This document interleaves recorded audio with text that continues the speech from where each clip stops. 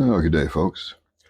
I'm a little late to the party on this one, but I understand this is Two for Tuesday. So I wanted to come in with a twofer video. The problem is I didn't have a good twofer, but I did have a fourfer. And the 4-4 is the Ryder Classic G10 series. Now, I posted a couple shorts on a couple of the knives from this series, and people seemed to be interested, so I thought, why not break out all four? Now, as far as I can find out, this is the only four knives in the series, at least Smoky Mountain Knife Works. This is the only four they list. So I'm going to go with that. And we'll try and keep this quick because there's four knives to go through. But here is your box. And the box emulates what the handles on the knives look like. You're going to have green G10 for your main handle, and instead of a nickel silver bolster, you've got a tan G10 bolster. And the first one we have here is the RR2147. That is the Stockman. The second one we have is the RR2085. That will be the Moose. And then we have RR2086.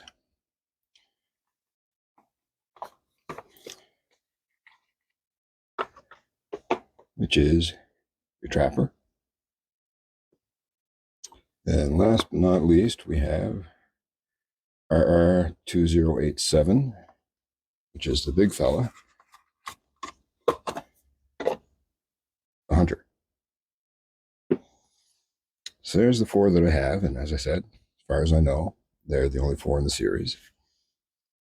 What makes these a little different is, of course, you've got your green G10 handle, but instead of a nickel silver or brass bolster or stainless steel bolster, you've got the G10, tan G10. And instead of pins, you can see that, you've got Torx screws. Okay. So we got the Trapper first, we have the Stockman first. Sorry, Stockman people. I mean, look here, just in general, the fit and finish. I mean, you've got your steel springs with your brass spacer, and I mean, I'm not seeing any gapping. If you look close, you can see that the brown G10 actually is an underliner here. So the green goes on top of the brown. Your blade alignment is pretty good there. I mean, you can see there's a bend to some of the blades just to get them to fit in there. But on this one, which is your typical Stockman, you've got your drop point. The action on these is about average. You've got your sheep's hoof or sheep's foot. And you have your spade blade. Just real quick.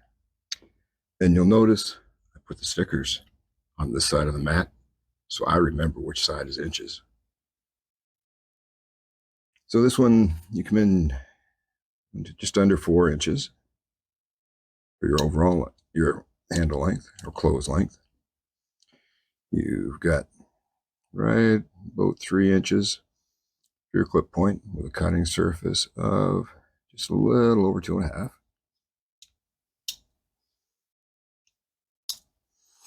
Your sheep's foot, you've got about 2 1/4 for your overall length, and about 2 3/4 for your cutting surface. And on your sheep's hoof, you've got an overall length of just a touch over 2 inches, and a cutting surface probably just shy of 2 3/4. Okay. And these are fairly light. That's one thing I noticed about them. So see if I can get this whole set of scales to work. We'll get that set 2 ounces. So you've got right about 2 ounces for your Stockman. Your moose comes in at 3.3. Your trapper comes in at 2.5. And the big fella, your hunter, comes in at 4.5. Now, get that out of the way. So here's your moose. Again, fit and finish. I'm going to say that's pretty good. I don't see any gapping whatsoever. Maybe a little touch just right in there. Your blade alignment, both are well centered. Your overall length is about 4 1/3 inches. You have your clip point, which has an overall length of, we'll say 3.5 inches, and a cutting surface of just right about bang on 3 inches. Good walk and talk on that. Pull's a little stronger on this one. And there is your, I don't know what you want to call that. Somebody know what that's called? It's kind of like a recurve spay blade. Anyway, that comes in at, say, just shy of 3.5 inches for your overall length and just about 3 inches for your cutting length.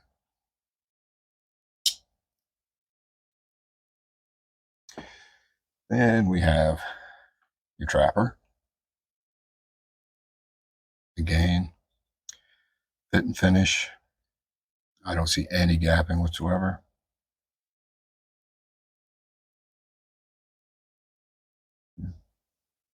You've got, there's where that kind of lose me a little bit. You've got your match strike nail nick on the first two. You get to your trapper, and now you've got your match strike nail nick and your match strike long pull. And you've got that on both blades. On your, before we do that, your overall length, just a hair over 4 inches. But you've got your clip point. And your clip point comes in at right about 3 1/4 on your blade length, and maybe 1/8 shy of 3 inches on your cutting surface. And then you have your spay blade, again with your match strike nail nick and match strike long pull. We've got an overall blade length of about 3 1/4 and a cutting surface just a hair over 2 3/4.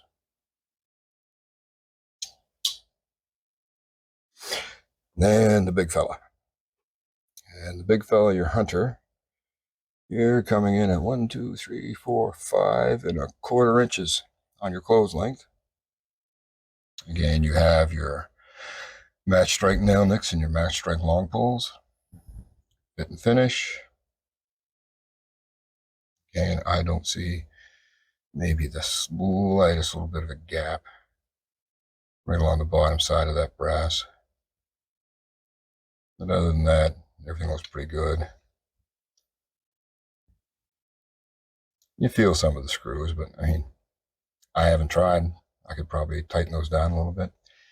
A little bit of glue maybe showing right in here. Bring a little bit of gapping maybe. But anyway, I'm not going to nitpick them. That is a big fella. You have on your clip point a blade length of, I'm going to say 4 1/4 inches, cutting surface of 3 1/2 inches.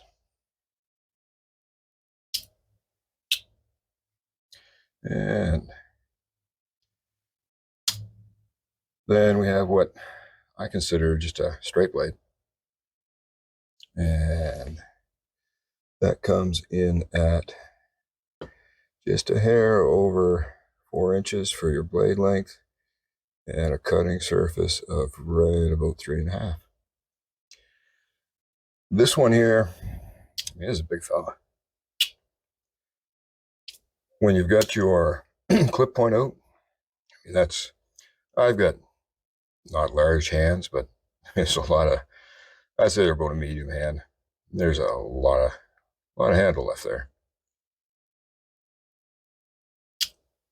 My only complaint with this one is that if you are going to work with this blade, secondary, you've got a whole lot of blade right there.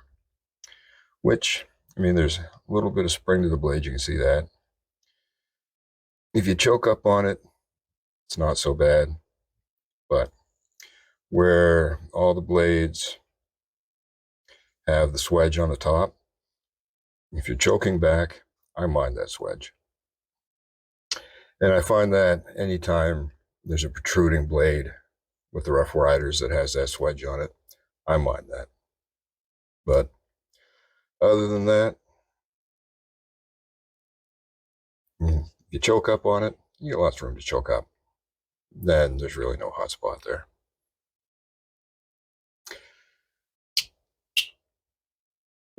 So there we go.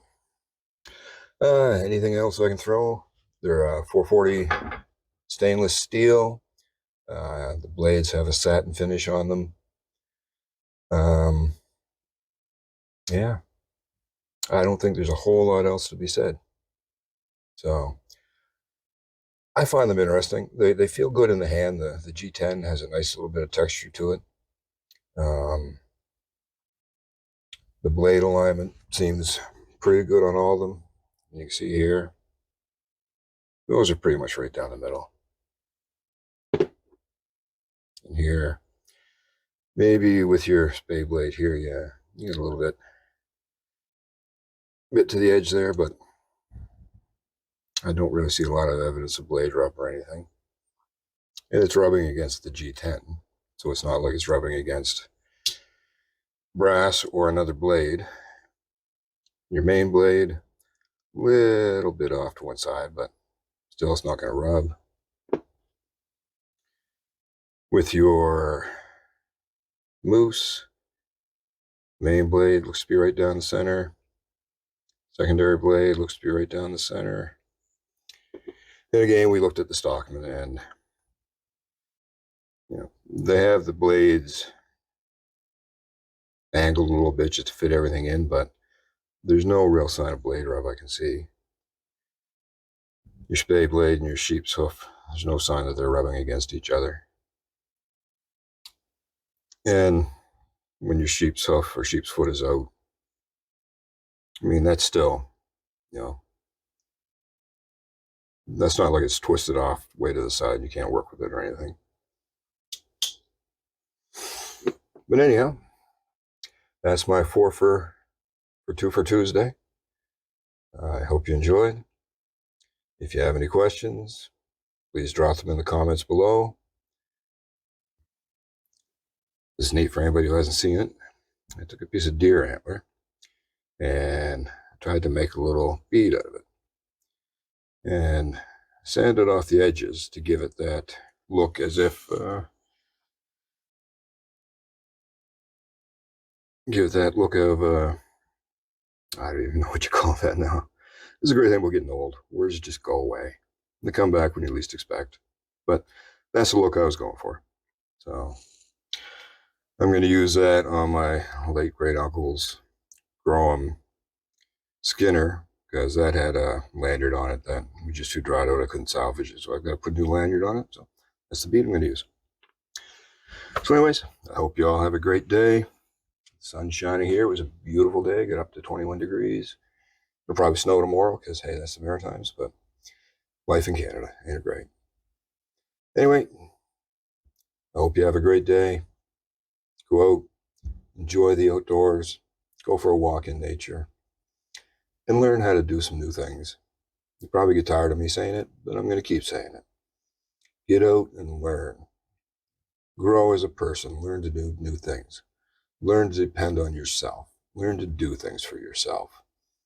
Whether it's change a tire on your car, change your oil, learn how to sharpen a knife, learn how to go out in nature and use a compass and not get lost. There's so much wonderful stuff out there.